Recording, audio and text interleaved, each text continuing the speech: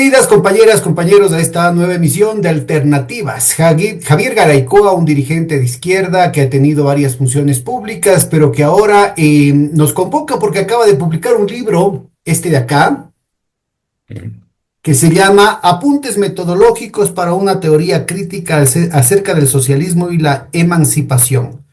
Una visión desde la praxis del sur global, que yo creo que vale la pena en este país en el que no se publica, en el que no se discute, en el que no se argumenta. Me parece que es toda una novedad, así es que bienvenido, Javier, y muchas gracias por aceptar la invitación. Muchísimas gracias, más bien a ti, porque me da una oportunidad de, como tú dices, ¿no? De dar a conocer en un medio. Yo creo que también hay un problema de difusión, ¿no?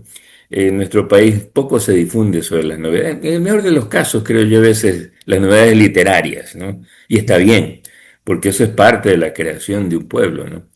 Pero en nuestro país hay muchas cosas que se producen, ¿no? Lo digo con certeza, ¿no? Porque yo soy un lector también ávido y encuentro muchas cosas muy valiosas, ¿no? Pero que no tienen una cobertura suficiente. Entonces, de esa manera parecemos más bien como un país que es escaso en producción, que reproduce mucho las cosas de fuera, sí, ¿no? Por supuesto que hay cosas también valiosas, no estoy poniéndome xenófobo, nacionalista en extremo, pero hay que poner también las cosas nuestras en el debate, ¿no? Y este es un intento, te digo con franqueza, ¿no? Después de tantos años, yo he escrito algunos libros, algunas obras de distintos temas, de historia, de ciencia política, de políticas propiamente dichas, jurídicas, etcétera, ¿no? Pero esta es una especie de gran resumen de los temas esenciales de mi vida, ¿no? En primer lugar, pues el tema del socialismo, una convicción, una creencia con la que comulgo desde los 18 años, ¿no? Entonces ya han pasado, ya estoy casi con algunos años encima, ¿no? Y creo que es tiempo de hacer un recuento de eso. Por supuesto, pues como toda gente de izquierda partidaria del socialismo, me tocó también vivir el colapso de la Unión Soviética, ¿no? A la larga el colapso del socialismo europeo, ¿no? Pongo el énfasis en esto europeo, ¿no? Porque fíjate tú, ¿no? Yo creo que el socialismo, allí donde nació en su continente, en el continente europeo, donde nació el socialismo moderno, no ha tenido éxito. Esa es la verdad, ¿no? El éxito parcial que tuvo durante ese tiempo de la Unión Soviética en algunos países y luego pues prácticamente ha desaparecido, ¿no? Tú ves ahora en el mapa político europeo, ¿no? No hay una presencia de la izquierda consistente, coherente, pero no sucede así en el resto del mundo, ¿no? Hay países que siguen pues construyendo el socialismo. En Asia, por ejemplo, está China, la República Popular de Corea, Corea del Norte, como le dicen, Vietnam, aquí en nuestra América, Cuba, ¿no? Países de orientación socialista, también hay algunos Pero tengo otros, entendido que Laos y Camboya también se declaran repúblicas socialistas, repúblicas democrático-populares, creo. democráticos populares, ¿no? Sí. Y algunos países de África también no tienen esa connotación. Entonces, como tú ves, en lo que se denominaba antes tercer mundo, ahora se le llama sur global, la presencia del socialismo está allí todavía, ¿no? Con dificultades, por supuesto, con problemas, como en Venezuela, como en Cuba, pero también con avances notables, como en el caso de China, ¿no? Y Vietnam, Entonces, ¿no? Vietnam sí, está, yo estuve Vietnam y China, recientemente en sí, Vietnam, es particularmente, ¿no? verdaderamente una máquina eso. Y con un pueblo tan generoso, ¿no? Tan ejemplar. Sí, y entonces, ¿y qué pasa en nuestro país, en nuestra América Latina, en nuestra América andina más concretamente, ¿no? Porque somos parte de un mundo andino nosotros, ¿no? Sucede pues de que, no olvidemos el experimento de Bolivia también en este ámbito andino, ¿no? Pero sucede que no ha habido un desarrollo coherente de la izquierda, ¿no? En Colombia, pues, si bien hay un gobierno progresista, le ha costado mucho a la izquierda, ¿no? Mucho. Bueno, la izquierda ha sido brutalmente perseguida y masacrada, incluso en Colombia, ¿no? Hay que decir todas las cosas como son, ¿no? Y en nuestro país, si bien pues no hemos tenido esos dramas, afortunadamente en nuestro país no tenemos, hemos tenido por supuesto episodios sangrientos, ¿no? El 15 de noviembre, la masacre de Astra, entre otros, ¿no? Pero no ha habido pues un sistemático liquidación de la izquierda, ¿no? Sí ha habido una persecución ideológica, cultural, etcétera, una especie de discrimen, ¿no? Hacia estos sectores, etcétera, ¿no? Pero este es un tema que, sin embargo, pese a que la izquierda ha tenido altos y bajos, ¿no? Su momento más alto de manera de ver fue el 28 de mayo de 1944, ¿no? Cuando llegó pues, a tener una presencia, una influencia bastante considerable después, a raíz de esa insurrección contra la dictadura de Arroyo del Río, sobre lo cual también escribí algún momento. Pero quiero señalar pues que en general, ¿no? La izquierda ha permanecido atrapada, este es el término real, ¿no? Atrapada en las paredes de los gremios, de los sindicatos, sobre todo de los trabajadores, de los obreros, y con alguna presencia en los movimientos campesinos e indígenas, ¿no? Pero no ha logrado trascender. Uno de los problemas que yo pienso ha tenido la izquierda es justamente este de reflexionar su propia teoría, ¿no? Porque una teoría es importante. Yo quiero dejar de... hay que explicar esto también. Una teoría, en primer lugar, te sirve para darte explicaciones. Sí, eso es lo primero. Cuando se ve una teoría da explicación a determinados fenómenos. Pero es más que eso, ¿no? Una teoría ayuda a alumbrar el camino, a plantear metas, objetivos, es decir, a deducir de allí metas, objetivos, caminos y actuaciones, ¿no? Claro, es verdad, pues que no quiero decir que de la teoría se deduce la política directamente. La política tiene un espacio autónomo, ¿no? Dentro de cualquier sociedad. Es también creatividad, es la capacidad de contrastar, la posibilidad pues, de argumentar, de obtener respaldos, etcétera, ¿no? De conseguir alianzas. Eso es verdad también. Pero yo creo que en eso la izquierda ecuatoriana, por lo menos me parece que no ha jugado un mal papel, ha sabido, el ejemplo es este del 28 de mayo, no ha sabido eh, agrupar fuerzas, ¿no? Ha sabido potenciar lo que piensa. Han habido varios momentos desde el inicio mismo. Yo Sí, creo que sí. otro elemento que le hace único, pero también hermanar con otros intentos singulares, como el de Rafael Quintero. Yo justamente le Ujú. entrevisté hace unos 3, 4 años, que publicó también un libro en esos términos, ¿no? Que es el tema estratégico. Tú estás hablando de la parte procesual, operativa, táctica, de la política, ¿Cómo del no? cual quisiera yo conversar y profundizar un poco más. Pero el objetivo de este libro, del libro del Rafael, hace referencia a una evaluación y si quieres, un ajuste de cuentas con una perspectiva estratégica de la izquierda, sobre todo la izquierda marxista. Recordemos que Sí, hay en el amplio espectro, digamos, de lo que son los socialismos, y no me refiero a las versiones malintencionadas, sino a las distintas versiones de cómo no. socialismo con verdaderas intenciones de defender los intereses de los trabajadores. Las corrientes marxistas en plural, porque también son plurales al interior de eso, son solamente uno de los enfoques, ¿no? Y han habido, tanto en la versión estratégica como en la versión táctica, han habido muchísimas opciones, y no siempre lo revolucionario queda marcado por el tema de su adhesión o no al marxismo. Yo podría poner, por ejemplo, gente que se suponía que era de la derecha del Partido Socialista, como Jaurès en Francia, en la Francia previa a la Primera Guerra Bueno, Mundial, o el propio Allende en Chile, ¿no? Los más radicales del Partido Socialista, los que planteaban la vía revolucionaria, son los primeros en rendir pleitesía a Pinochet y en pedir disculpas por lo que habían hecho, ¿no? En cambio, Allende, y que Allende del ala muere con las armas en la mano. Allende que se mantenía, ¿no es cierto?, en sus principios y justamente en una perspectiva de mucho puente con las versiones que se llamarían reformistas de la socialdemocracia internacional, del anarquismo tipo prudoniano, de las corrientes latinoamericanas, ¿no? Que tenían un papel que daban un papel muy importante a la pequeña y mediana producción, a las formas de origen, de matriz étnica, ¿no? Las formas organizativas comunitarias en el barrio, desde el consumo, desde la producción. Yo creo que en esas, aquí en el caso de América Latina, ha habido una cosecha gigantesca en el que particularmente, inclusive la izquierda marxista, no ha tenido pues una posición cerrada, una posición sectaria, como a veces ¿no? en la academia suele decírselo.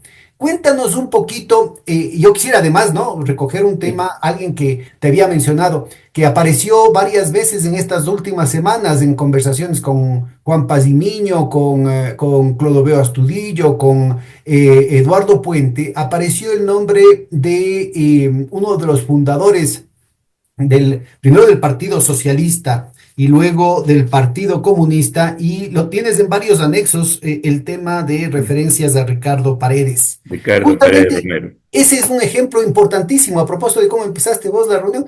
No me voy a poner, Sí, dijiste, nacionalista extremo. Sin embargo, Ricardo Paredes, médico en un país lejanísimo como el Ecuador, siendo la periferia dentro de la periferia, no es desde Brasil, no es desde Argentina, no. no es desde Chile, no es desde México, que va a la Internacional Comunista y tiene el arresto de criticar y de disputar a figuras mundiales, no solamente en términos de su participación en la revolución, sino también en el quehacer teórico, a disputar la caracterización de la formación social ¿Cómo latinoamericana. no? Y él dice, no, no, aquí América Latina no tiene que entenderse como Semicolonia. como semicolonial y Semicolonia. semifeudal, ¿no? Y dice, no, y él inicia un debate en el que queda totalmente sepultado y gran vergüenza para las ciencias sociales ecuatorianas, porque él inicia la caracterización del capitalismo dependiente, algo que Así será es. tomado luego en los años 60, es decir, estamos hablando 40 años más tarde, por la teoría de la La dependencia, y teoría de no la independencia. precisamente en el Ecuador, sino en Chile, por teóricos brasileños, ¿no es cierto?, en México, pero muy, muy tardíamente en el Ecuador. Cuéntanos un poquito, ¿por qué no empezamos desde ahí, ¿no? Empecemos por allí. Desde la Mira, yo originalidad quiero empezar. del Sí, proceso de creación de la izquierda en el Ecuador, exacto. que siempre fue muy autónomo. Es decir, a pesar de de que el Partido Comunista en algunos momentos se autoatribuyó relaciones consulares con respecto a la Unión Soviética, el proceso real de construcción de la izquierda en el Ecuador fue siempre, siempre muy peculiar y muy vinculado a las luchas concretas de la población. Así es. Es muy interesante lo que me planteas, porque justamente este es uno de los temas que yo reivindico en mi libro. Aparte de este anexo que yo tengo sobre la persona de Ricardo Paredes, porque precisamente uno de los temas olvidados dentro de la izquierda, ¿no? O que poco a poco fueron siendo abandonados, ¿no? A despecho del propio Ricardo Paredes, durante muchos años el partido organizó los indígenas de la Federación Ecuatoriana de Indios, que fue él precisamente su creador, ¿no? Esto es algo inédito en América Latina, ojo, ojo. Es el único partido comunista de América Latina que se preocupa del problema indígena. A ver, Bueno, pero también hay teníamos la a figura Mariátegui, ¿no? emérita, la figura emérita de José Carlos Mariátegui. Pero Mariátegui, no es que quiero menoscabarlo, ¿no? Pero Mariátegui muere muy pronto y si bien plantea esa orientación, él concentra sus esfuerzos organizativos en Lima con la Confederación de Trabajadores del Perú. La CGTP sigue siendo la gran creación de José Carlos Mariátegui, todavía existe esta central obrera, ¿no? Es decir, le preocupa el tema obrero igual que a todos los de la izquierda en nuestro país también, ¿no? Pero él teóricamente levanta el tema de los indígenas. Lo interesante de Ricardo Paredes es que lo hace prácticamente. Como En médico, ¿no? una Como acción médico de la práctica. rural, él visitaba los guasipungos y no Sí, solamente para atender la salud física, sino también para atender la salud espiritual de los indígenas. espiritual, claro. Entonces, mira, ¿en qué consiste? Aquí viene el otro problema, ¿no? Yo creo que este es hay una distorsión sobre la afiliación de Ricardo Paredes, ¿no? Ricardo Paredes primero fue comunista. Él llegó a ser secretario general del Partido Socialista, pero previamente, el año de 1925, él había conformado el grupo de propaganda y acción Lenin junto con el encargado de negocio de México, Rafael Ramos Pedruesa, que era miembro del Partido Comunista Mexicano, ¿no? Él con un grupo pequeño, ¿no? Y sacan incluso un periódico que se llamaba La Antorcha. Y claro, viene a sumarse a los muchos grupos socialistas, ya habían varios grupos socialistas en el país, ojo, ¿no? Acá en Guayaquil había también uno, de distintas orientaciones, ¿no? Por Bandera supuesto, roja creo que era, ¿no? Creo que era anarquista. sí, claro, algunos eran de origen anarquista, porque era muy poco lo que llegaba aquí de literatura, y si hoy se lee poco en esa época, menos todavía, ¿no? No había literatura en español, por ejemplo, sobre la Revolución Rusa, ¿no? Que ya pues era todo un acontecimiento histórico y todo el mundo hablaba de eso, pero poca información había, ¿no? Bueno, Ricardo, entonces, a ver, Ricardo, nacido en Riobamba, ¿no?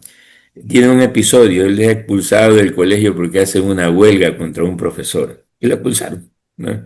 Fue a terminar en en el colegio de segunda allí, y luego se fue a Quito a estudiar a la Universidad Central Medicina, ¿no?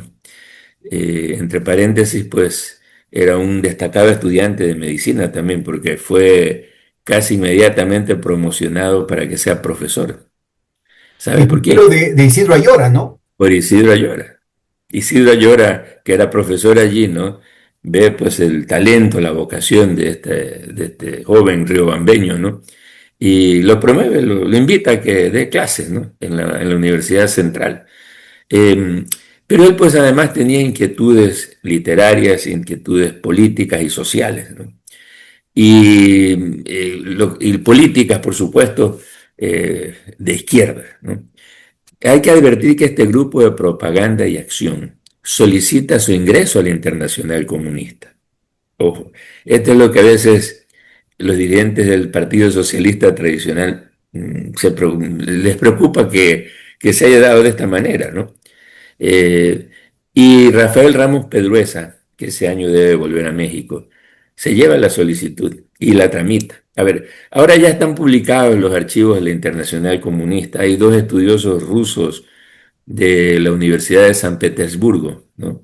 Que han hecho estudios sobre el comunismo en América Latina y sobre la fundación del Partido Comunista del Ecuador. Yo los menciono aquí, ¿no? Yo los leí. En ruso tuve que leer algunas cosas y traducir algo también porque eh, ahí pude encontrar algunas claves, ¿no? Claro, ellos resumen este proceso, pero ellos señalan que el grupo de propaganda de Acción Lenin, a petición del Partido Comunista Mexicano, es aceptado como adherente, simpatizante de la Internacional Comunista. Ojo, ¿no? Este grupo pequeño todavía. Luego se produce la Asamblea Nacional Socialista y en ella pues Ricardo Paredes es electo secretario general. Y él también en el Congreso se logra que se acepte la solicitud de adhesión. Y él va a Moscú para solicitar la adhesión del Partido Socialista. Pero a la larga, allá se encuentra con que hay dos solicitudes, ¿no? Es decir, la que él había enviado anteriormente y la que lleva ahora del Partido Socialista. Y esto les trae un gran problema a la Internacional Comunista, que resuelve, dicen estos investigadores rusos, recibió algo sui generis que nunca habían hecho, ¿no? Aceptar a los dos. Y le dice, bueno, Pero el Partido en ambos, el Socialista portador de ambas representaciones era el propio Ricardo era Páez. Ricardo, sí, Ricardo Paredes, ¿no? Entonces, él les explica que el Partido Socialista en realidad es una mezcla, porque lo era, ¿no? Una mezcla de muchas corrientes, tendencias. Había liberales de izquierda, gente pues que progresista, ¿no? Diríamos hoy, eh, gente incluso de derecha, ¿no? Por ahí había algún terrateniente, ¿no? Que formaba parte de El esa, coronel de esa Lazo, asamblea. el Sí, tío de Galo Plaza. el tío de Galo Plaza, así es, ¿no? Bueno, entonces él dice, bueno, el Partido Socialista es esto, ¿no? No es un partido revolucionario. Los revolucionarios, por supuesto, ahí estamos los comunistas, dice él, ¿no? Entonces, la Internacional decide, bueno, que el Partido Socialista sea el partido legal, como el Partido Laborista, dice en Inglaterra. Y el Partido Comunista, que era parte del Partido Laborista, dice, bueno, la solución inglesa, que sea el Partido Socialista, el partido abierto, legal, ¿no? Y que dentro estén los comunistas. Ya, esa es la solución que le encuentran al tema. Eso lo dicen los rusos, esa es la resolución del internacional que lo acepta los dos. Dice, bueno, está bien ahí los dos, ¿no? Pero claro, Esto recuerda una cuestión reciente, unos 7 años anteriores, porque Lenin se había opuesto a la posición de Bordiga y de la izquierda del Partido Socialista Italiano, diciendo italianos. que no era necesario el que se constituya un partido comunista, criticando al infantilismo de la izquierda, ¿no es cierto? Porque era importante el que exista ese partido socialista histórico amplio, con distintas corrientes teóricas, plural en términos de Sí, su composición de clase, pero también en términos de su proyecto, en la medida en que eso pueda, lo que Allende llamaba las amplias alamedas, ¿no? Es decir, sí, así es. por donde cursará el hombre libre Esa, de e- América. esa, Entonces, yo esa creo que ahí hay tesis, un tema importantísimo, ¿no? Frente a esa visión cerrada, cuadrada de los comunistas, del típico cabezón, pues lo que uno encuentra son otras cosas, ¿no? sí, lo que pasa también es que tras la muerte de Lenin, ¿no? Precisamente Lenin tiene una obra famosa que se llama El izquierdismo, enfermedad infantil del comunismo, donde hace referencia a ese tema.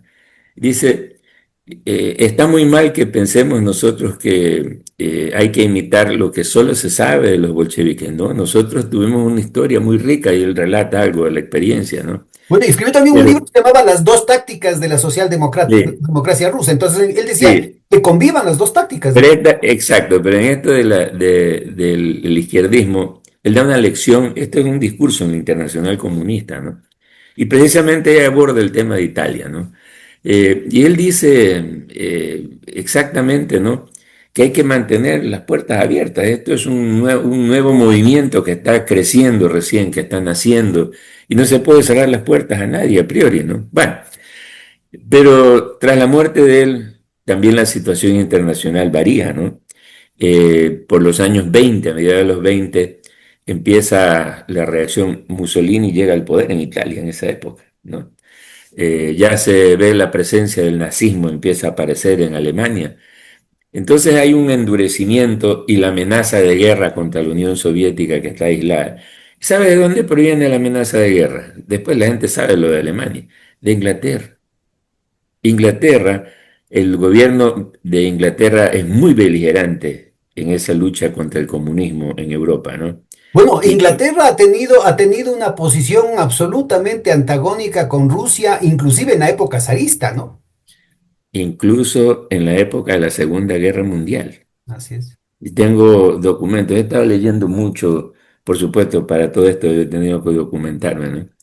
Churchill presentó a Roosevelt, ya en plena guerra mundial, ¿no? Ya formada la alianza, todo eso, un proyecto para que se le declare la guerra a la Unión Soviética. Esa es la operación impensable para nuestra audiencia. Exacto, Hablamos de esto con Rodolfo Bueno, hablamos de esto con exacto. Atanasio Campos, un compañero mexicano. Así se Rodolfo llamaba, Bueno la es operación mucho de la política. impensable. Sí. Roosevelt tuvo la prudencia de decirle que no, ¿no? Que no le parecía, ¿no? Que eso debía hacerse, porque claro, Inglaterra sola no iba a poder con la Unión Soviética, por la capacidad armamentística, etcétera. En ese momento el ejército soviético estaba en auge, ¿no? Su leva, la concentración de fuerzas que tenía, todo el músculo en tensión, lo tornaba en una fuerza militar importante. Pero sabía pues que si lo arrastraba a Estados Unidos, que tenía mucho dinero, ¿no? Le iba a salir el país más beneficiado de la Segunda Guerra Mundial, va a ser Estados Unidos, ¿no? Si lo arrastraba a esa aventura, pues ese era el deseo de él. Roosevelt se negó, ¿no? Afortunadamente. Pero bueno, esa beligerancia hacía pues que se cerrasen filas. Entonces la Internacional Comunista, que es tratada ya desde aquel entonces como una especie de apéndice del Partido Comunista de la Unión Soviética, del gobierno soviético, digámoslo así, ¿no? De los intereses, pues eso se va a ver reflejado en ese debate al que tú hacías referencia. Entonces, eh, hay que cerrar filas, hay que cerrar filas en torno a la Unión Soviética. Los revolucionarios tenemos que estar listos para combatir contra el mundo. Eso lleva incluso a la tesis del social fascismo, como fue calificada la socialdemocracia. Para nuestra audiencia, la tesis del socialfascismo era una ofensiva de los partidos comunistas que habían salido de la socialdemocracia. Antes era un solo partido, la Segunda Internacional, Claro, y que sobre todo con los hechos terribles como el asesinato por parte del gobierno socialdemócrata alemán de revolucionarios como Karl Liebknecht y Rosa Luxemburgo, sí. crearon una verdadera, en la Un calle, abismo. crearon una disputa real, muy Sí, un sangrienta. abismo. Y Es por verdad. eso fueron rechazados e igualados los socialdemócratas a los fascistas. Una política que fue rápidamente corregida, ¿no? Luego, aunque Sí, en que algunos fue casos erróneo. demasiado tarde, Eso ya en el sexto congreso del Internacional ya en los Comunista, años perdón, 30. sí, en el octavo congreso, como Perdón, vos un decís. ratito. Y este es importante, muy pertinente para lo que pasa aquí en el Ecuador, porque se repiten los mismos problemas, ¿no? Es decir, esa caracterización de declarar a la socialdemocracia como el enemigo principal fue uno de los elementos que contribuyó al ascenso de Hitler al poder. Hitler ganó unas elecciones con una minoría, una primera minoría. Si la socialdemocracia y los comunistas iban juntos, tenían la mitad de la votación. Sí, ellos podían actuar de conjunto y en el Parlamento, y podían haber logrado precisamente el bloquear la formación del gobierno con Hitler, ¿no? Pero ya luego pusieron fuera. Pero quiero volver a Ricardo Paredes, ¿no?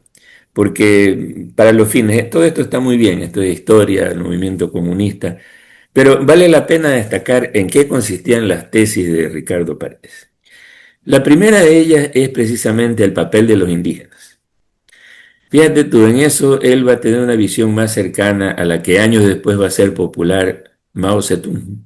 Mao Zedong teoriza sobre el papel autónomo de los campesinos en China. En China hay una revolución campesina dirigida por Mao Zedong.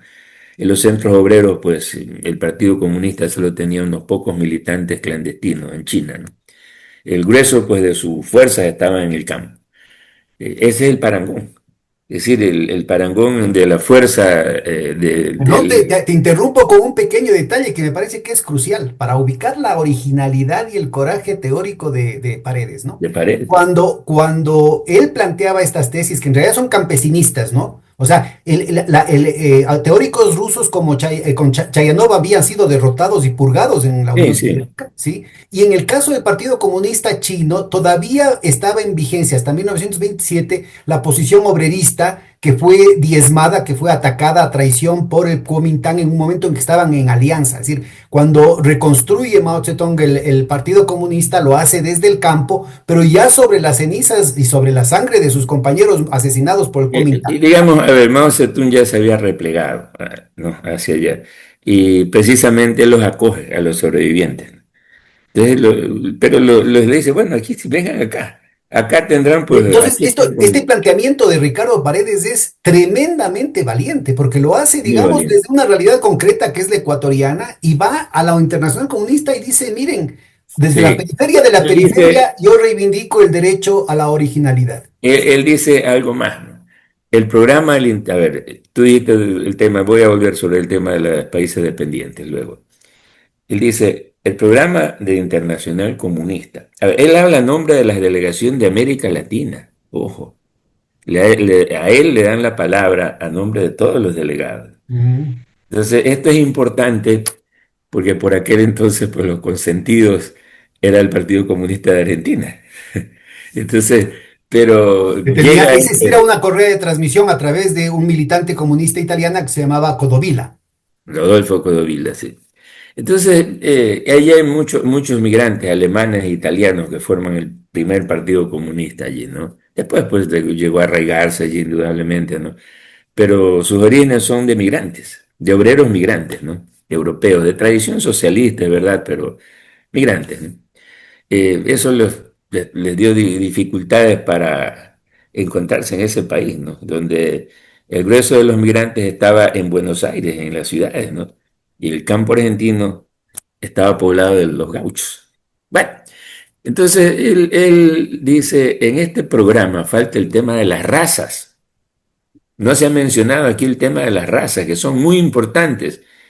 Entonces él habla del indígena ecuatoriano, dice, y son revolucionarios, dice, son una fuerza revolucionaria.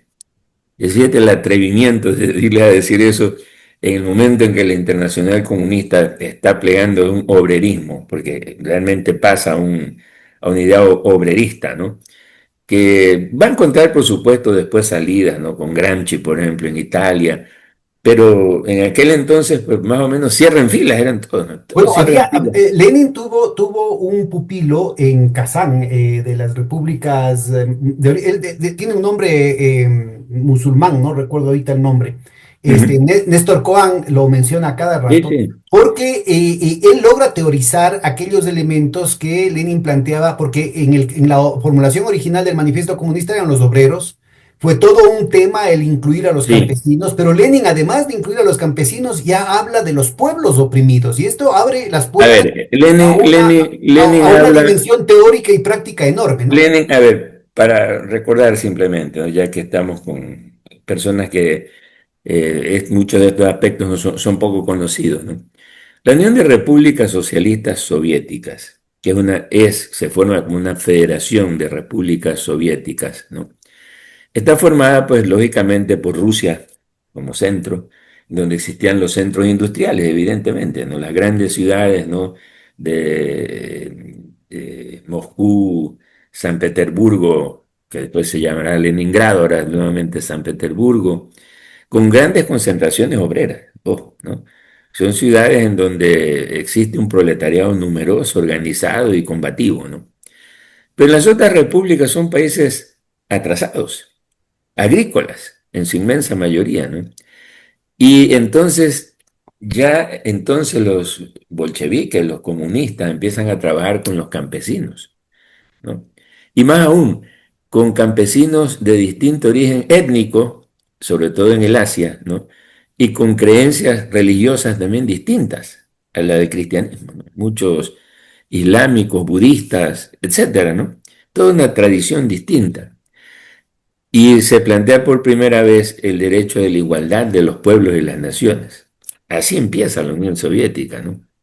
Ucrania era, por ejemplo, un país rural, ¿no?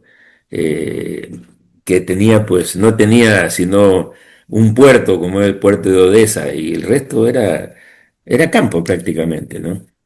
Bueno, entonces, esta posición, eso es lo que advierte Lenin en el izquierdismo, ¿no? En ese discurso que da y que está escrito en un folleto. Esta situación, pues, llamar la atención sobre este tema en ese momento, 1928, cuando las cosas han cambiado. Stalin está acelerando la industrialización de la Unión Soviética. A ver, ya advierto, eso fue una decisión acertada de Stalin, lo de la industrialización, porque no hubiesen podido resistir el ataque de Alemania si no hubiesen contado con una industria pesada, capaz de convertirse en una industria de guerra como sucedió y de poder construir pues, sus propias flotas, ¿no? Es decir, de sus tanques propios, aviones, etcétera, ¿no? Si eso no lo hubiesen hecho, hubiesen perdido frente a Alemania. Pero bueno, pero eso significó un viraje radical. A eso se oponían Bujarin, por ejemplo, ¿no? Bujarin era el partidario de que mantener la alianza con los campesinos y permitir que los campesinos se enriquezcan, etcétera, ¿no? Eso fue cortado. Más aún, Bujarin fue perseguido y finalmente fue ejecutado, ¿no? Mucho más adelante de eso. Es decir, Stalin ya había impuesto su línea. Y Bujarin preside la Internacional Comunista y es el que va a sostener esas tesis, ¿no? Las tesis de su contrario. Entonces, él le responde, le dice, no, señor, primero hay que tener en cuenta este papel de las razas, dice, que son oprimidas y explotadas como los indígenas en nuestros países. Para Y nuestra audiencia, en ese entonces todavía no estaba discutida teóricamente la diferenciación entre etnia y raza, ¿no? Raza no, era la forma científica de mencionar el tema étnico, de las el problema de la nacionalidades era, raza. el tema de las nacionalidades era la terminología Sí, utilizada pero en... el tema de la raza no es interesante ya que lo mencionan. Es retomado en los años 60 y 70 también, aquí en América Latina, ¿no? Porque la racialización del proceso de la conquista, que sí hubo un elemento racial y racista incluso, ¿no? Entonces se mantiene en estas formas coloniales, en ese discrimen, sobre todo hacia el indio, ¿no? Entonces, si tú lo quieres, si tú lo miras así, es el racismo es la expresión precisamente de esa actitud contraria a la raza, de sobreexplotación a ellos. Y el otro aspecto que le dice es este tema, ¿no? Nosotros no somos un país semicolonial, porque él decía en los países semicoloniales, dice Buhari, en la tesis que proponen, ¿no? Hay que lograr pues que los sectores de la burguesía, ¿no? No se mantengan hostiles al gobierno soviético, en otras palabras, la línea con el Kuomintang que habían seguido en China, ¿no? Entonces él dice, no, acá en América no puede ser así, dice, porque hay terratenientes que son al mismo tiempo burgueses, dice él, ¿no? Ojo, fíjate, ¿no? Entonces dice, son una sola cosa. Menciona Guayaquil ahí como uno de los ejemplos. En esos momentos Guayaquil pues era el sector más desarrollado, ¿no? El capitalismo en esta zona. Bueno, entonces él defiende esas dos tesis. Pero insisto, ¿no? Lo importante es que él las pone en la práctica. Es decir, no es que va a ser un discurso. Para nuestra audiencia, al mismo tiempo que él estaba discutiendo eso en Moscú, Ricardo Paredes había propiciado la incorporación al Comité Central del ese entonces Partido Socialista de dirigentes indígenas que no podían votar, que estaban Sí, excluidos de la vida política, así como es. algunos de los lugartenientes de Alfaro, Jesús Guaravicí, o mujeres como Dolores Cacongo, ¿no? Dolores Cacuango, sí, cuya hermosa frase está ahí en la Asamblea Nacional, ¿no? En el mural de Guayasamín. Bueno, entonces él regresa y continúa por su trabajo entre los sectores indígenas. Y lo importante además es que él hace un trabajo muy amplio. Ricardo Paredes era un eterno caminante. Yo lo conocí cuando ya estaba muy anciano y contaba anécdotas. Yo era muchacho y me encantaba escucharle pues sus anécdotas, ¿no? De todas las vicisitudes que había pasado en su vida, ¿no? De intentos de asaltos a cuarteles, etcétera, etcétera, ¿no? Toda una serie de vicisitudes importantes. Pero él destaca, y relataban también las personas que lo conocieron, ¿no? Él no solo de Quito, él vivía en Quito básicamente, ¿no? Pero estuvo un tiempo viviendo en Manabí. Allí organizó a los pescadores de Manta y llevó adelante la lucha por las 200 millas de mar territorial con los pescadores de Manta. Esto para nuestra audiencia, Javier no va a querer hablar de esto, pero esto fue el exilio interno de Ricardo Paredes Ah, bueno. después de que fue tumbado de la Secretaría General del Partido Comunista por el grupo de Pedro Sad, ¿no? Entonces, Sí, él pasa al exilio y se va a Manta y organiza. Yo te cuento aquí un paréntesis, un estudiante mío de la ESPOL tenía un abuelito que se acordaba de eso y entonces me fue llevando, tuvo la gentileza de llevarme, claro. el abuelito ya estaba muy, muy viejito, pero y me estaba contando de esto, ¿no? De sus épocas Él, jóvenes y sí, también de cuando fue el él también estuvo en Esmeraldas. En Claro, entonces, Esmeraldas también pero hizo además Ricardo Paredes es el promotor de cada escuela, de cada colegio, es el promotor del puerto de Manta, es el del puerto promotor exacto, de los exacto. parques infantiles, es el promotor de esta urbanización. Bueno, él movía a sus amigos. A propósito de la revolución de 28 de mayo de 1944, se hizo buenos amigos entre políticos de la burguesía, velasquistas, ¿Cómo no? poncistas, placistas, ¿no es cierto? Y con estos amigos, pues movía palancas, movía cielo y tierra para conseguir que se abra este jardín de infantes, esta escuela, este colegio, este hospital y finalmente, obra mayor, el puerto de Manta. Y su hermano, que era socialista también, de Ángel Modesto socialista de Paredes. derecha, ¿no? Pero se querían mucho con el hermano, ¿no? Entonces el hermano también lo Hermano ayudaba mucho en mayor, esa. Ángel Modesto Paredes. Ángel Modesto Paredes lo ayudaba mucho en esas gestiones en Quito, ¿no? Para obtener lo que él perseguía, ¿no? También estuvo en el oro. Ella escribió otra obra maestra, ¿no? Oro y sangre en Portobelo, sobre las condiciones en las minas. Te Las minas, recomiendo que oigas las conversaciones con Clodoveo Astudillo, una joya. sí. Entonces, él hizo, pues, también organizó gente allá, ¿no? Es decir, donde él iba, se relacionaba con la gente del pueblo, ¿no? Los atendía además, ¿no? Es decir, atendía gratuitamente a la gente pobre, ¿no? Por supuesto, cobraba también sus honorarios cobrando a la gente que podía pagar, ¿no? Pero donde él iba le daba atención médica, consejos, de todo, ¿no? De todo. Y por supuesto los organizaba políticamente, ¿no? Por si acaso, para nuestra audiencia, esta es una vieja tradición ecuatoriana que la aprendió Ricardo Paredes de Eugenio Espejo. Sí, claro, por supuesto, ¿no? era uno de los personajes admirados por él, ¿no? Eugenio Espejo. Entonces él llega, él llega a ser justamente tras el 28 de mayo senador por los indígenas, ¿no? Pedro Sá por los trabajadores y el senador funcional se llamaban, los senadores funcionales por los trabajadores y por los indígenas. A través de una nominación por la representatividad de ellos, es decir, no por elección directa, eso debe Recuerde, estar bien. nuestra audiencia tiene que acordarse que recién en 1978 los indígenas pueden votar, porque a Pueden votar, pretexto de que eran analfabetos, entonces simplemente no era podían natural votar. que estén excluidos de la vida pública. Y hay una intervención que hace él extraordinaria en el Congreso del 45, ¿no? Donde se aprueba la Constitución del 45. Es sobre dos cosas interesantes. Pedro Saga hace una también muy interesante, pero me interesa destacar la de Ricardo, ¿no? Ricardo Paredes, a ver, Pedro Saga defiende el papel de las parroquias en el ordenamiento político jurídico del país. Dice, las parroquias que las crearon los españoles, ¿no? Son, en eso, las parroquias en la época de la colonia eran parroquias de blancos y parroquias indígenas, ojo, porque había la parroquia indígena también en la época de la colonia, Se llamaba la República de Indios, sí, el sistema de pero era representación parroquia indígena que porque era paralelo, ¿no? tenían un párroco allá, porque había un párroco, un cura, ¿no? Por eso eran parroquias, pues las parroquias eran de la Iglesia Católica, ojo, ¿no? Y en la República se mantienen las parroquias, pero desaparecen las parroquias indígenas. Ya no hay pues la parroquia indígena, es absorbida por la parroquia como parroquia rural por los cantones que ejercen pues el control sobre las parroquias. Y cuando se está hablando de la distribución territorial del país, ¿no?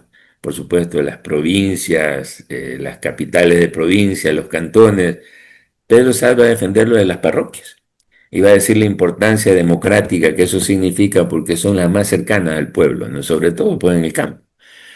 Y Ricardo, que va también a intervenir en esa comisión, va a hacer referencia al hecho de la importancia de los pueblos indígenas en esa disposición. Digamos así que él va a hacer una especie de intervención precursora de la idea de la plurinacionalidad, porque dice, somos una nación, pero aquí como que hay dos naciones diferentes, ¿no? Eso está en los archivos del Congreso Nacional. Déjame que subraye esto porque en medios académicos, por lo que es la moda, ¿no es cierto? La imposición de la moda y si no, no te publican y si no, no te invitan a los eventos, a los congresos, a las presentaciones, no tienes promoción. Entonces, ha quedado una versión absolutamente falsa respecto a los orígenes de la izquierda latinoamericana y de manera muy particular de la ecuatoriana. Yo insisto en pequeños detalles, subrayo algunas cosas que ha dicho Javier. Mujeres, indígenas, el tema de las nacionalidades, el tema de lo territorial, el tema del Y trabajo perdone de que base, de la interrumpa, organización de base. los montubios también por Los los, Montubios, acordemos los- que el primer los escritores candidato, de acá de Guayaquil, ¿no? se nos pasó porque el primer candidato del Partido Comunista era un zapatero mulato, ¿no? Entonces yo creo que es importante ubicar estos elementos que están totalmente ausentes de los recuentos de los críticos postmodernos respecto a lo que verdaderamente fue la izquierda en Así Ecuador. es. Bueno, Por si acaso entonces, yo hago una declaración pública, yo jamás he sido miembro del partido, ni del Partido Comunista ni del Partido Socialista, ¿ah? Puro lecturas. bueno, entonces yo lo que trato de rescatar, ¿no? Por eso está bien hablar de Ricardo, es precisamente hoy que tenemos un Estado plurinacional, declarado como tal. Todavía no se ha logrado consolidar eso, pero no importa, ¿no? Ahí está. Ya hay esa idea de la plurinacionalidad. Ya tenemos pues los territorios autónomos, las autoridades, la justicia indígena, etcétera, ¿no? Ya hay un pequeño avance. Eso también yo lo he defendido en el ámbito jurídico y menciono algo en la otra parte de mi estudio, ¿no? Pero el problema es que eh, ese avance sobre la plurinacionalidad, ¿no? Requiere justamente ¿qué cosa? Que exista un poder, en otras palabras, que exista una organización propia de los indígenas, ¿no? Eso es algo que está todavía en el aire. No quiero profundizar en eso, ¿no? pero tras la muerte de Ricardo hay un progresivo descenso de la fe y aparece la CONAIE, ¿no? La CONAIE inicialmente reivindica algunos aspectos también importantes de la cultura indígena, ¿no? Pero también empieza a producirse cambios de entre ellas. Una orientación bastante oportunista, ¿no? Lo cual demuestra, por cierto, de que no puede haber, en eso tenía razón Pedro Sá, no puede haber partidos obreristas, pero tampoco puede haber partidos indigenistas. Porque un partido es una fusión de personas que tienen objetivos comunes y no expresan a un sector particular, ¿no? Es decir, yo puedo no Yo ser creo que obrero, de aquí hecho tú no lo mencionaste soy. un tema que de lo que estaba revisando un poquito, me parece que es fundamental aclarar. La referencia que haces al tema español, por eso yo hacía referencia al tema de la República de Indios, porque Claro, este es un excelente antídoto frente a ciertas distorsiones, como bien mencionas, oportunistas, que pretenden crear espacios para la división del Estado-nación, para la división del pueblo, para la división y la derrota estructural de las luchas claro, populares. y no puede Porque haber un cuando se partido, planteaba en el tema este que mencionabas de las parroquias de indios, de las parroquias de españoles, no se planteaba en términos de dicotomía, sino que se planteaba en términos de el derecho a la diferencia y el derecho a la claro, identidad. Y esto era reconocido por el rey de España, sobre todo por la Casa de Austria, en lo que se conocía como el sistema multisinodial, es decir, que a pesar de que multicultural, era una monarquía absoluta, el rey actuaba sobre la base de una red de sínodos, de de consejos, consejo, sí. ¿no? Que Consejo a de final, Indias era el máximo, pero había un... exactamente. Entonces, el Consejo de Indias era todo un sistema piramidal que tenía relación, que empezaba, ¿no es cierto? En esa época que no había ni correos, no sería internet. En Claro, esa época permitían tener capilaridad hasta la parroquia más pequeña y esa voz de alguna manera podía llegar a las altas estructuras del Estado allá en Madrid, ¿no es cierto?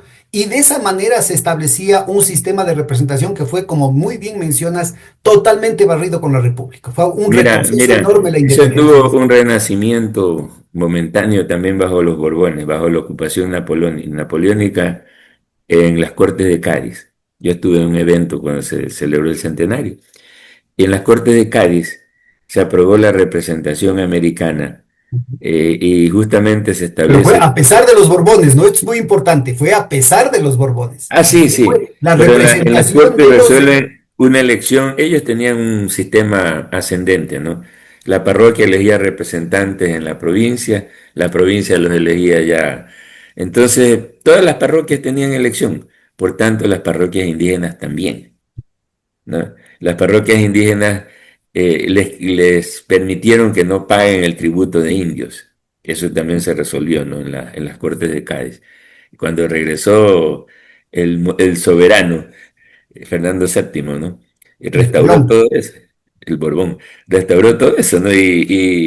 No Y se solamente que era encontraron Borbón, sino que insurrecciones además era indígenas. pelón. Entonces, mira, yo creo que es muy importante porque a la final es don Eloy el que termina haciendo realidad la eliminación del tributo indígena. Es decir, algo que fue Sí, reivindicado por gente como Mejía, como Olmedo, ¿no es cierto?, en las Cortes de Cádiz. eh, claro, Finalmente no fue reconocido por las repúblicas nacientes y termina no, siendo impuesto por la revolución y por la participación indígena durante la revolución alfarista, recién a finales del siglo XIX, ¿no? claro, claro. Entonces, mira, yo creo que este elemento debe ser considerado para cualquier idea sobre el socialismo.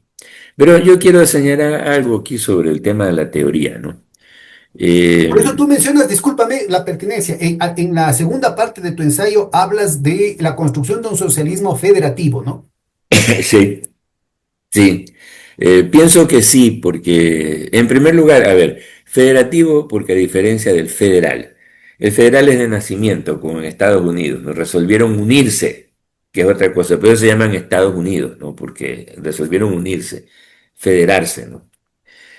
Aquí pues nacimos y somos todavía un Estado unitario, pero podemos federarnos, que es otra cosa, es decir, resolver que sí, que exista federaciones, como de hecho, por ejemplo, existe en México, Y que aunque es no dar lugar a la fragmentación, sino al contrario, crear mecanismos procesuales de exacto, representación de la exacto. diferencia. de representación, y dentro de eso, pues evidentemente los territorios indígenas, ¿no? Pero bueno, pero además yo decía, ¿no? Todo eso nos lleva a pensar que debe haber también una teoría sobre el socialismo nuestro, ¿no? Porque nuestro socialismo, como decía Mariátegui, que si no puede ser ni calco ni copia, Ujú. ¿no? Tiene que ser una Tiene que ser creación creación heroica. heroica, decir, ¿no? Así es, sí. Entonces, En la teoría y en la práctica, los teóricos del Partido Socialista y luego del Partido Comunista Ecuatoriano siempre fueron muy creativos, ¿no? Y muy apegados a las tareas concretas, del análisis concreto y de la situación concreta, pero no sí, solamente en términos de diagnóstico, sino en términos de una praxis claro. práctica. Entonces, mira, por ejemplo, ¿no? Yo creo que la metodología clásica del marxismo es la dialéctica, ¿no? La dialéctica es una teoría hegeliana, ¿no? Y la sintetizo para que de Jorge Guillermo Federico Hegel fue una de las lumbreras de la filosofía y de las universidades alemanas, ¿no? Prusianas sobre todo, el maestro de generaciones enteras, ¿no? Esta brillante cabeza, porque tiene una cabeza enciclopédica, ¿no? Escribió muchas obras. Planteó pues por primera vez esta idea de la contraposición, de la lucha de contrarios, ¿no? Que son las que establecen el proceso de progresivo de la humanidad. Pero esa es una idea para él que parte precisamente del mundo ideal, de las ideas, del mundo de las ideas. Y él establece la contradictoriedad de esas ideas. Eso es un mérito de él. Es decir, las ideas son de entre contrarios. Las ideas pasan en constante contraposición entre ellas. Eso fue un descubrimiento brillante de él, ¿no? Y pone ejemplos históricos, etcétera. Pero para él, pues, ese proceso es un proceso lineal de desarrollo en línea recta, ¿no? De lo inferior a lo superior. Es decir, cada avance significa un progreso para la humanidad, ¿no? Bueno, Marx va a contestar, no, no hay tal, ¿no? El progreso que significó el ascenso del capitalismo significaba esto para el proletariado, etcétera. Pero mantiene su método, en lo esencial, por cierto tiempo, porque él lo va a cambiar. Él lo irá cambiando en la medida en que empiece a estudiar otras experiencias no europeas. Lo hace en los Grundrisse, que son los elementos para la crítica, ¿no? De la economía política, ¿no? Y lo retoma en los años 70 sobre todo, cuando empieza a recopilar materiales sobre la India, sobre América, la América indígena, ¿no? Sobre Rusia, aprende ruso para poder leer los problemas de Rusia, ¿no? Y, y se escribe con ellos, ¿no? Con los populistas rusos, ¿no? Se escribe, se cartea con ellos, le demuestra mucha admiración y discute con ellos, prácticamente pues le dedica buena parte de sus últimas reflexiones, en los últimos años de su vida a este problema. Y entonces ya el panorama de él ha cambiado. Es decir, ya no es el tema solamente de Europa, es decir, aquí hay una serie de contradicciones, por supuesto, el colonialismo él lo descalifica, ¿no? Como algo brutal, una explotación brutal por parte de Europa, un despojo total, ¿no? Y, pero él rescata, por ejemplo, las tradiciones comunitarias de esos antiguos pueblos.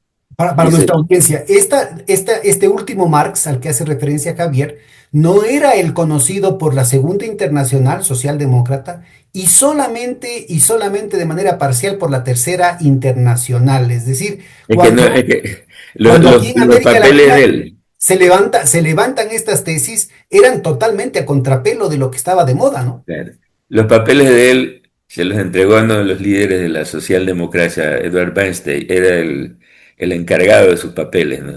Que era el socialista de derecha, ¿no? Era un revisionista y Revisionista antimarxista en de realidad, derecha, ¿no? sí, así es. Pero solamente va a ser reconocido cuando la Unión Soviética resuelve adquirir esos fondos Para bibliográficos. nuestra audiencia puede encontrar en el internet, fue una publicación buenísima del gobierno boliviano hace unos 15 Sí, años, en los cuadernos sí, de sí. Kovalevsky y el tema de Marx y la comunidad. Sí. Entonces ahí empezó nuevamente, eso no era conocido. Por eso es más valioso, por ejemplo, lo que hizo Ricardo Paredes aquí en los años 20. Pues esos libros no eran conocidos, esos cuadernos de Kovalevsky ni nada de eso, ¿no? De Marx. Ni Lenin los conoció tampoco. Pues bien, entonces yo creo que aquí el problema está justamente en entender que las formas de la dialéctica, yo le prefiero llamar tetraléctica, después explico por qué, ¿no? eh, deben incluir también las formas de la dialéctica natural. El Pachacuti, la idea del Pachacuti, del renacimiento de nuestros pueblos indígenas, que no es más que eso, el establecer un momento que aparece de regreso, pero regreso a los principios, ¿no? Un replanteamiento de los principios para robustecerlos y mantener la coherencia, la cohesión del grupo. Es decir, evitar que se diluya la comunidad, que la empiece pues por distintas influencias y factores a diluirse, ¿no?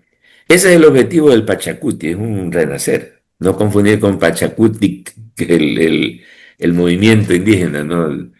Eh, que tan mal se ha comportado, por lo menos algunos de sus representantes, ¿no?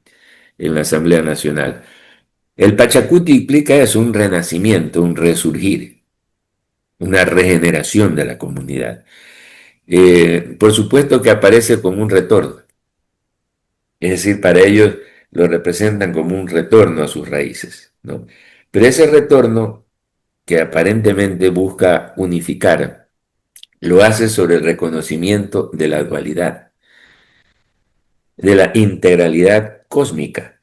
Es decir, que la comunidad es parte de la naturaleza, que las personas forman parte tanto de la comunidad como de la naturaleza y también del conjunto del cosmos.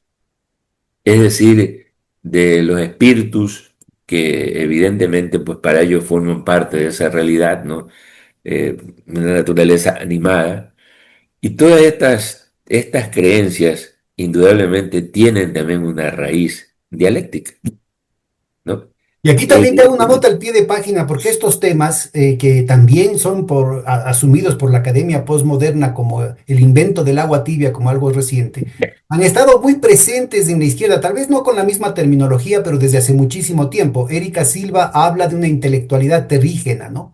El Sí, terrigenismo, que estaba sí, presente no solamente en la izquierda marxista, sino en general en los sectores progresistas, y no solamente en el Ecuador. Recordemos un Vasconcelos cuando hablaba de la raza cósmica, ¿no? Entonces, las sí. resonancias con lo que acabas de Sí, decir. evidentemente aquí hay una rica tradición, digamos así, de adaptación de las ideas, ¿no? Una cosa es adaptar las ideas aquí a este territorio nuestro. Eso es más o menos lo que se hace en cualquier cosa, se lo hace en derecho también, ¿no? Vamos a adoptar esos principios y reproducirlos, medio modificándolas para aplicarlos aquí. Pero aquí estamos hablando también de asumir en la interculturalidad las cosas que no son nuestras, que no son de esa tradición europea, ¿no? Que sin embargo forman parte también de nuestro acervo. Si somos un país plurinacional y somos interculturales, pues debemos formar entonces una cultura que exprese esa diversidad. Y eso es válido para todo tipo de concepciones, también en el Y está ámbito de también la en el arte, política. ¿no? Ahí está el muralismo, ahí está Guayasamín, pero Ah, también por en la supuesto. literatura, y ahí está en la poesía, y está en el canto general, y está en la Violeta Parra, ¿no? ¿No? Sí, el tema Está de la cultura latente ahí. ecologista, de la armonía con la naturaleza, de nuestra pertenencia a la Pachamama, no es un tema reciente, no es un tema de moda, ha sido un elemento constitutivo fundamental de lo que ha sido la izquierda latinoamericana desde. Fíjate tú eso, desde ese punto de vista, ¿no? Nosotros hemos hecho un aporte, me refiero a nosotros, el Estado ecuatoriano, colectivamente, ¿no? Con esto de los derechos de la naturaleza. Ese sí es un aporte nuestro, original, ¿no? Que Porque, forman parte de una tradición, mira, en la teología de la liberación latinoamericana, estamos hablando inclusive antes de que tenga ese nombre, desde los años 50 estuvo muy claro, presente esa visión. claro.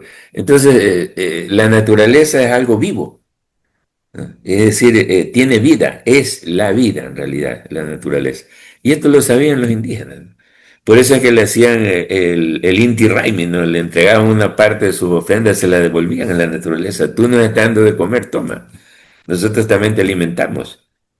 Esa es la reciprocidad, eso se llama el principio de reciprocidad, ¿no? Es un principio por medio del cual se da y se recibe, se da y se recibe, todos, entre la propia comunidad y con la naturaleza, con todo, porque hay un todo, ¿no? Hay un todo, y en ese todo somos parte de eso. Fíjate, tú, estas ideas hoy día tienen resonancia incluso en las ciencias actuales, ¿no?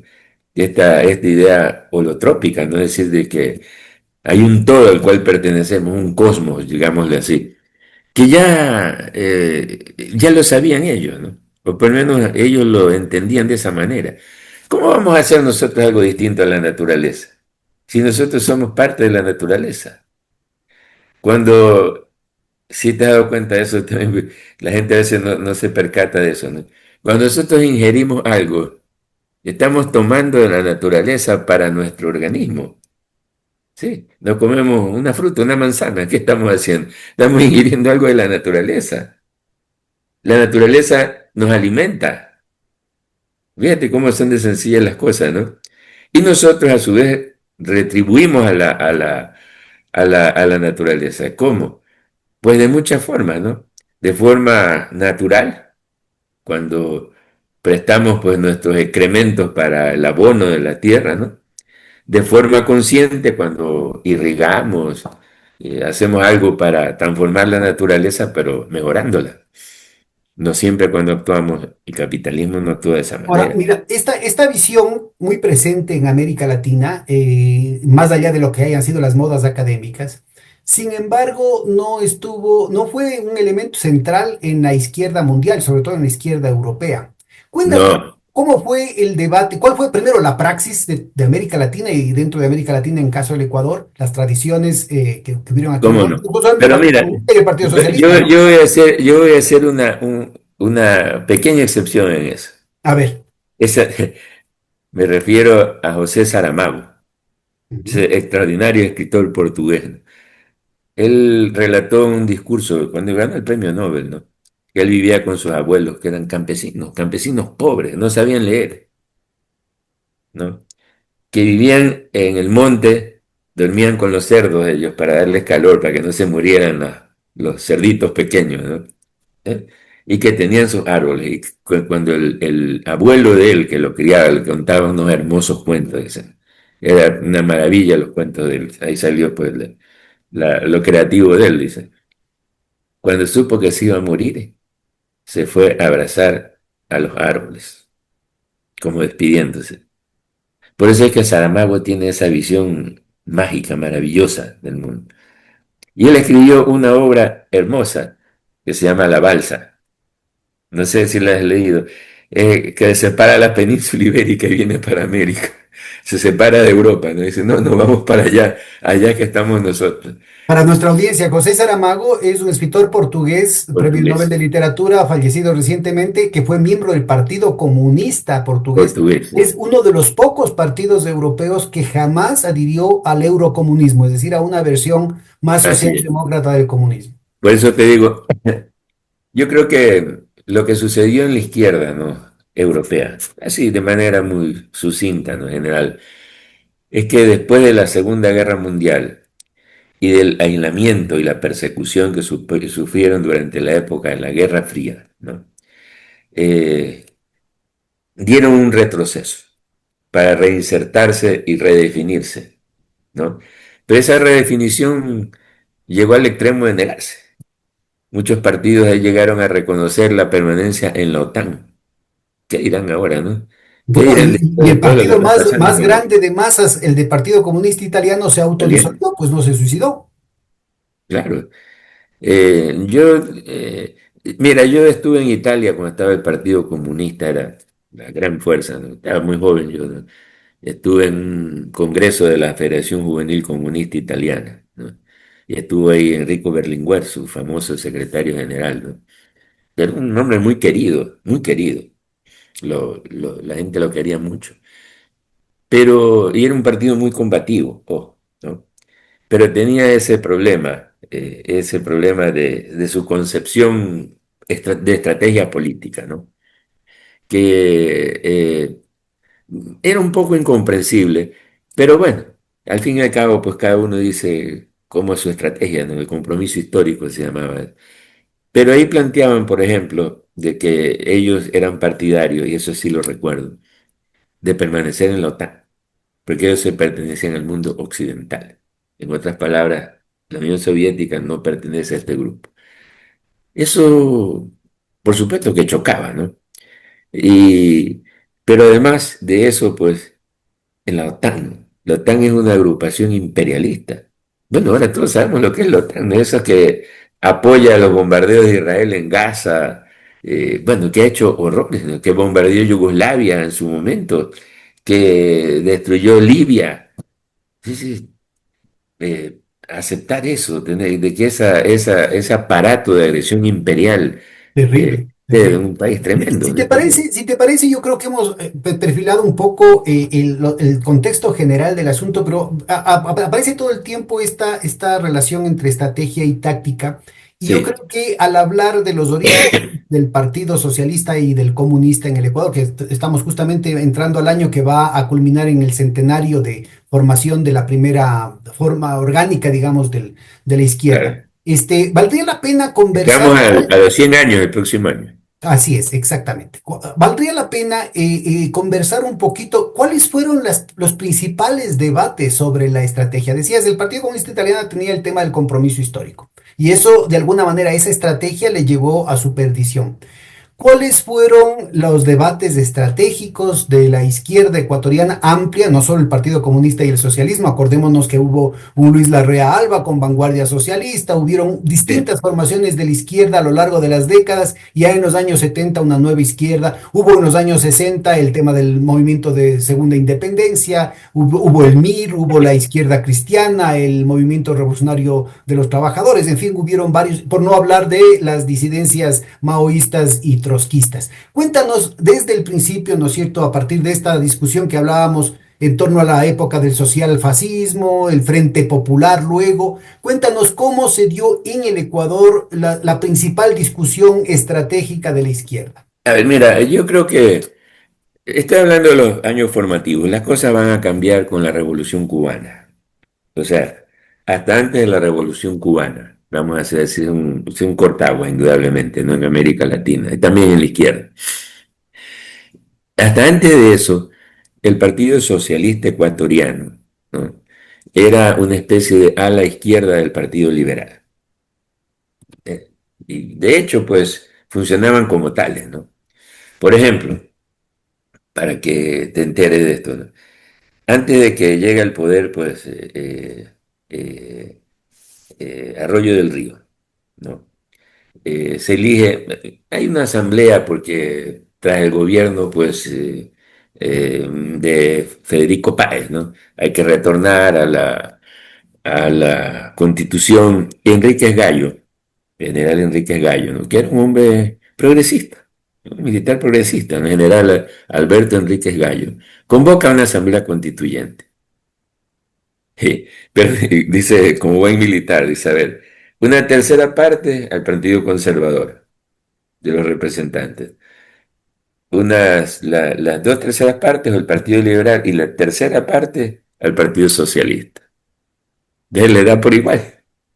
Como es lógico, pues no iban a poder salir, estaban empantanados, ¿no? ¿Cómo se resuelve el problema?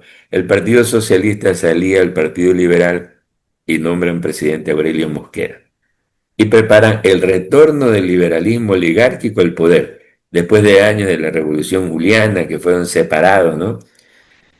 Retornan al poder. Fíjate tú, ¿no? Gratis le entregan el poder.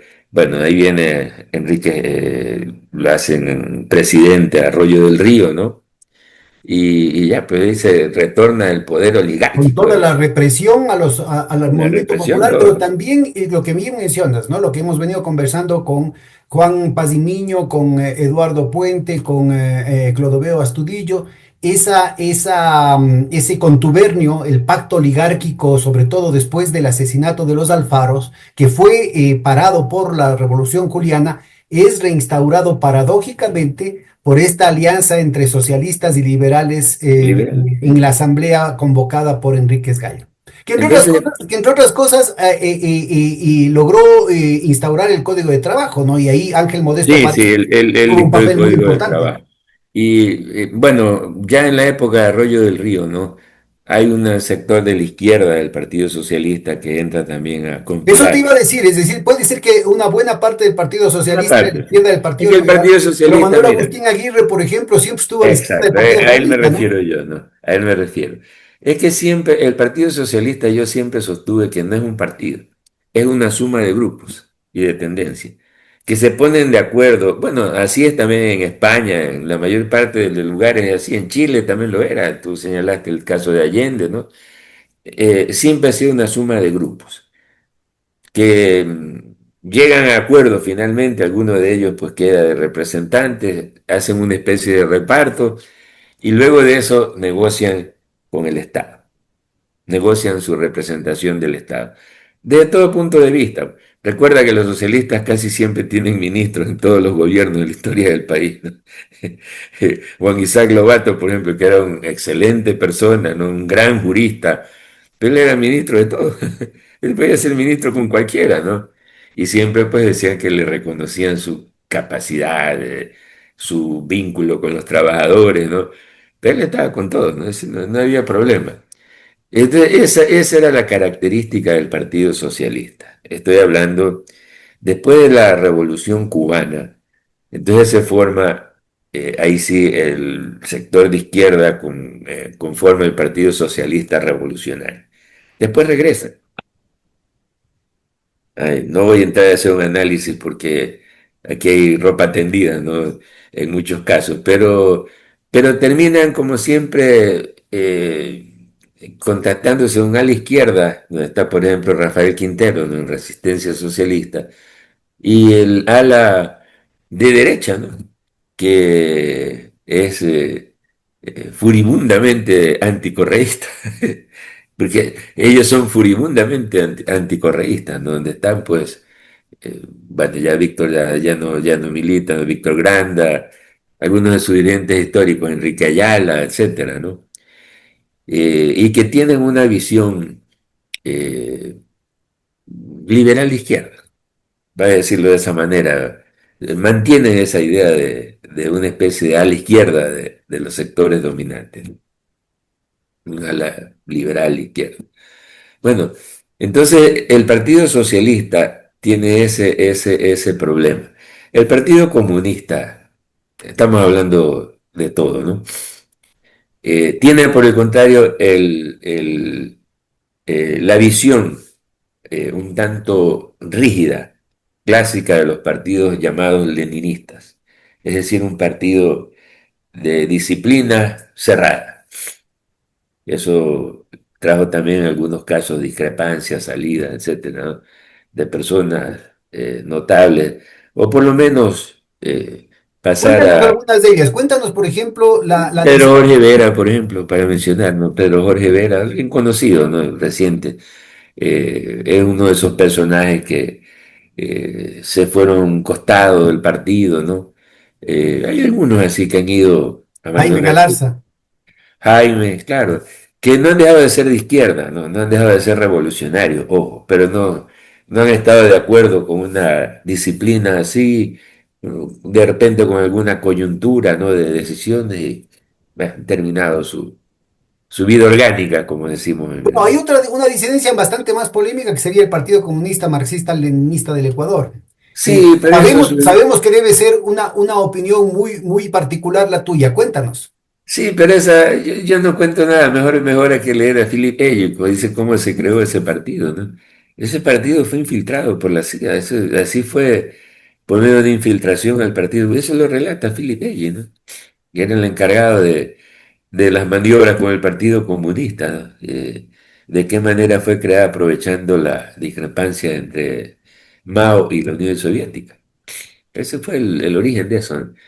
Y finalmente, pues la idea era dividir a la izquierda.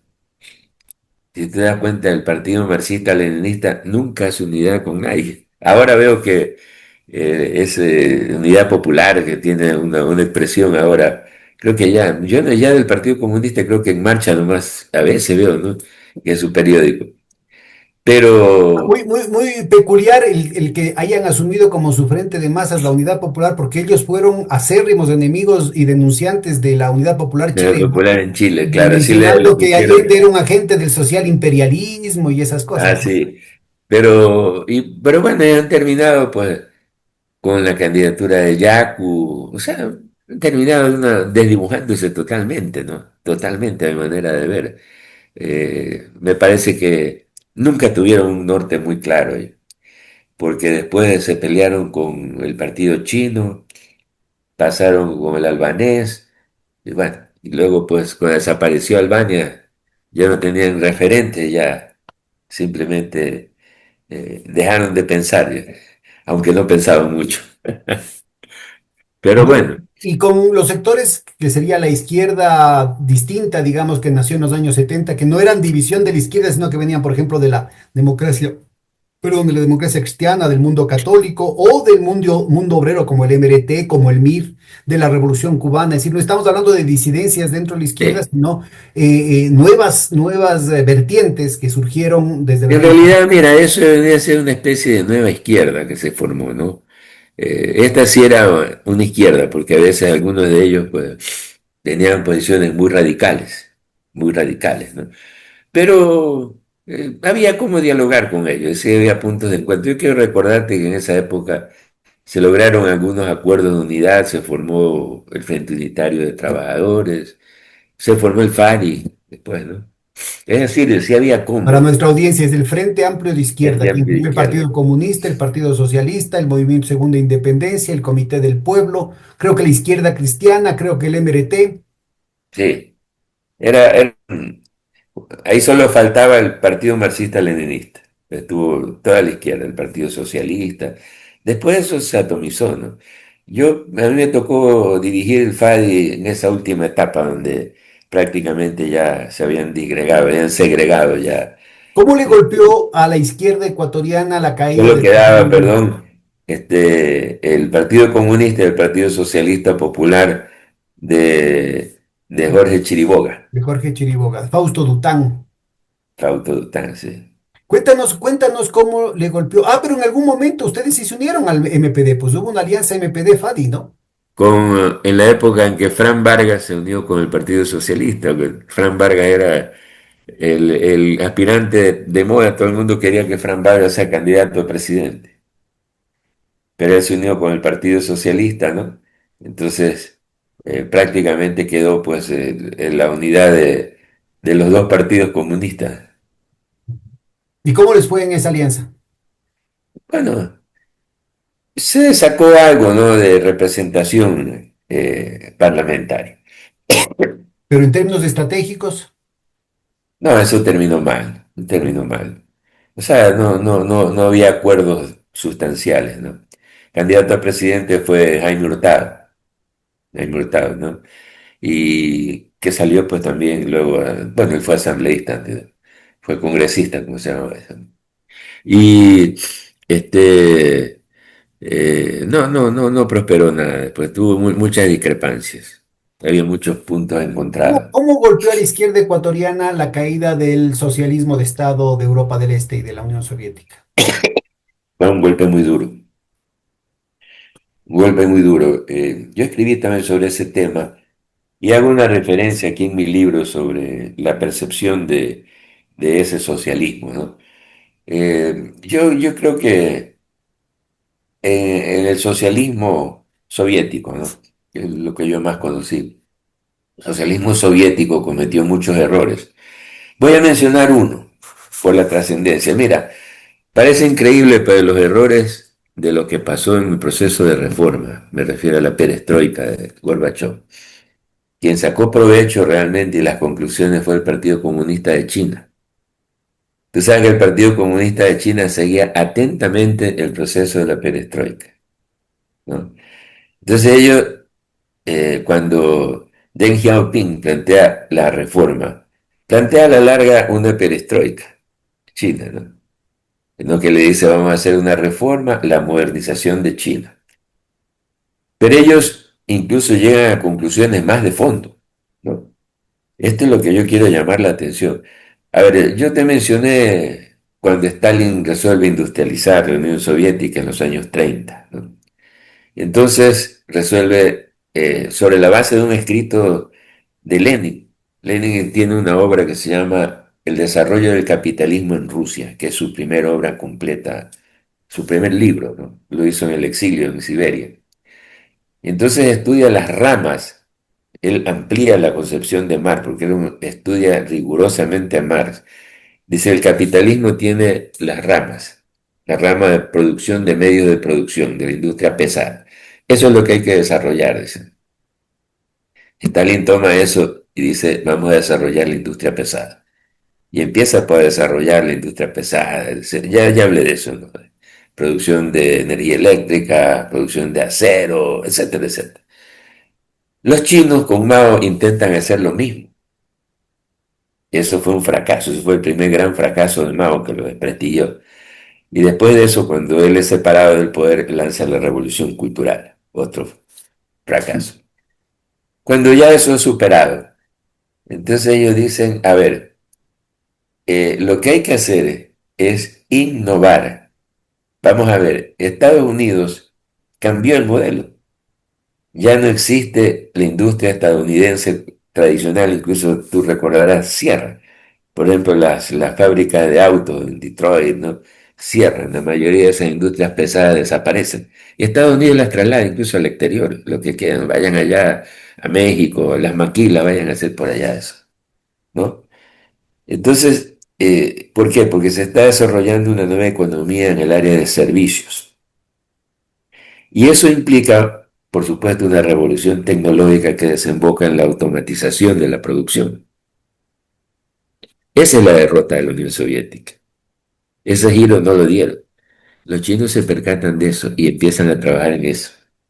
¿Y por qué Por no eso su fueron más modernización se arriesgados? basa en la inteligencia artificial, en En la tu criterio, innovación. ¿cuál fue la incapacidad de la Unión Soviética para dar ese salto? A ver, eso también se dieron cuenta los chinos. Ellos estaban en una disputa militar con Estados Unidos y no la pudieron soportar. Era mucho lo que gastaban en el proceso armamentista, mucho, y en el liderazgo mundial. Es un mundo bipolar. China ha dicho, no, nosotros en eso no vamos a entrar. Vamos a hacer los gastos indispensables para nuestra defensa, pero ya, pero sí vamos a defendernos. Y luego vamos a desarrollar, esto es lo importante, ¿no? Vamos a desarrollar precisamente esto, la inteligencia artificial. Ya son una potencia. Y dicen que para el 2030 serán el primer país en inteligencia artificial. No dudo que lo van a hacer. No lo dudo, ¿no? Ya lo están haciendo. Ya lo están haciendo con las maravillas que están haciendo allá en ese ámbito. Entonces ellos dijeron, hay que cambiar este modelo. Modernizar, permitir, por ejemplo, que la industria liviana lo tomen las empresas privadas. ¿Ya? ¿Por qué crees que hay tantas marcas de carros chinos? Son empresas privadas y también los celulares. Son empresas privadas. ¿Qué hace el Estado haciendo eso? No, ellos lo pueden hacer mejor con los ciudadanos, pueden satisfacer la demanda de los ciudadanos, de mercancías, de consumo y de alta tecnología. Nosotros nos encargamos del Estado de otras cosas, los servicios públicos, vamos a encargarnos de el desarrollo científico, por supuesto la educación, la salud, el medio ambiente, todo eso sigue siendo del Estado, el Estado socialista. Y el control sobre el mercado. Todas las empresas privadas están bajo el control del Estado socialista. Eso es todo, ¿no? Esta cadena de éxitos y fracasos a lo largo de este siglo y medio, al menos de la tradición marxista, ¿cuáles crees que son las principales lecciones para la izquierda latinoamericana y para la izquierda ecuatoriana? Bueno, yo creo que primero, la primera es entender que nosotros debemos construir nuestro socialismo. Los chinos dicen con peculiaridades chinas, no los vamos a copiar, ¿no? Hablemos de nuestro socialismo indoamericano. Yo prefiero designarlo así, que es el que recoge la tradición de Ricardo Paredes, de José Carlos Mariátegui, ya, es, que sea nuestro socialismo indoamericano. Uno. Dos, superar precisamente ese colonialismo con respecto a nuestros pueblos indígenas. Tenemos que ser un Estado intercultural y pluricultural, tal como está en la Constitución, ¿ya? Y en cuanto al ámbito económico, es evidente que lo que está haciendo China es el camino acertado. Por supuesto, ellos tienen mucho dinero, mucha población, etcétera, no tienen factores propios de ellos. Pero debemos nosotros crear un sector, desarrollar nuestro propio sector junto a los otros sectores que promueven la innovación. Mira, esta idea yo la leí ya en un libro que yo tengo del hijo de Fidel Castro, que se llama Fidel Castro Díaz Balart, se llamaba. Era el hijo del primer matrimonio de Fidel, que fue con una aristócrata cubana, ¿no? Díaz Balart, ese es un apellidazo ya era, ¿no? Eh, Él se doctoró en la Unión Soviética, En era miembro de física, la Academia de Ciencias. Se suicidó él después. Él se en física suicidó. nuclear, ¿no? Sí, física nuclear. Yo tengo un libro de él, ¿no? Libro cuando estaba en vida, ¿no? Donde él hablaba precisamente del tema de la innovación y decía que el papel del Estado era desarrollar la innovación tecnológica. Ese es el camino.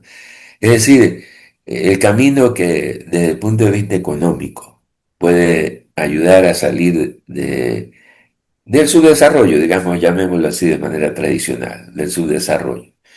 Porque hasta ahora nosotros somos productores de productos primarios, materias primas sobre todo, petróleo y productos primarios, yo qué sé, banano, cacao, café, flores, ¿no? Productos primarios. Y que está bien porque tenemos que seguir siendo, esa es nuestra forma de encajar en el ámbito del mercado mundial, ¿no? Pero tenemos que desarrollar nuestros aspectos ¿Y productivos qué también. cambiaría eso respecto a la discusión de hace 50, 70, 80 años de una izquierda que estaría a la cola de una burguesía nacional, entre comillas, industrializante? Mira, yo creo que, a ver, vamos a ver, primero, ¿qué mundo vivimos hoy? Vivimos un mundo que está dando un viraje hacia el policentrismo, pero el policentrismo es variado, ojo, no es como cuando se hablaba, yo recuerdo que en la época de la Unión Soviética decía lo que enseñaban en el PECU, vivimos la época de la transición al socialismo. Eso no es cierto, ¿no? No resultó cierto además, ¿no? Vivimos una época de policentrismo, en un ámbito global, una globalización manejada por monopolios. Y tenemos que lograr, pues, ubicarnos dentro de ese policentrismo. Evidentemente necesitamos alianzas regionales en América Latina, en primer lugar. Y necesitamos también, es cierto, lograr que algunos sectores puedan integrarse a eso. Me refiero a algunos sectores de la burguesía, porque se trata de un esfuerzo en el cual necesitamos cambiar muchas cosas. Pero al mismo tiempo la izquierda debe salvaguardar su autonomía. No puede convertirse en apéndice de nadie. En eso yo sí creo que la tradición del Partido Comunista es buena en eso. Ahora no tanto. Eh, Porque una de las cosas que siempre se preconizaba ahí era de la independencia. Se podía llegar a alianza, se podía respaldar a alguien, pero eso no significaba compromiso alguno de desaparición, de subsumirse bajo otra orientación. Lamentablemente eso no sucedió con el caso del gobierno de Correa. Yo Tú creo que participaste, tú Correa, fuiste procurador en el gobierno de Correa, yo ¿no? fui procurador, claro, eso fue en el inicio y teníamos un acuerdo, ¿no? Pero, y por ahí tuvimos incluso algunos pequeños desencuentros, pero no mayores, reconozco. Pero sí había muchos obstáculos para el desarrollo de una orientación propia, ¿no? Creo que más allá de eso, ¿no? Yo tengo una buena valoración de Correa, te cuento. Yo creo que el gobierno fue positivo en muchos aspectos, fue negativo en un solo aspecto, distanciarse de los sectores populares, que fueron los que le llevaron al poder. Ojo, se distanció de la CONAIE, de los trabajadores, del FUT, de todos, de todos. Eh, y claro, él proclamó que él era la izquierda. Creo que se lo creía, él también decía, yo soy la izquierda, es decir, la otra izquierda ya no sirve. Entonces, ese fue el error político. Y más aún porque él se rodeó con un sector de asesores de derecha cercanos, por supuesto con excepciones, ¿no? Pero la inmensa mayoría de ellos era gente con una orientación de derecha, ¿no? Y en términos de las No quiere tareas decir que tácticas, fuese de derecha. y en términos de las tareas tácticas, ¿cuál verías el camino en lo inmediato para reconstituir una opción al Mira, neoliberalismo? yo pienso que lo primero que hay que hacer es la unidad de los sectores sociales. Es que no puede haber una unidad de la izquierda en abstracto. Hay que lograr nuevamente el acercamiento entre el movimiento indígena y los sectores de trabajadores, para empezar, y campesinos. Es decir, una especie de unidad popular, en el buen sentido de la palabra, de movimiento social. Después, buscar una expresión propia de izquierda y evidentemente, pues llegar a alianzas con los sectores, con el correísmo en concreto, ¿no? Porque yo no dudo de que, yo no me opongo a que haya alianzas con política, ¿no? Me parece bien, las alianzas tienen que ser para ganar. Y en eso el correísmo lleva mucha ventaja porque tiene un buen electorado. Pero el problema está justamente que eso no se quede en una simple alianza electoral, sino que se proyecte, pero para que eso se proyecte hay que mantener, aunque parezca paradójica, una cierta distancia. Es decir, no es que no quiere decir no nos vamos a comprometer, no.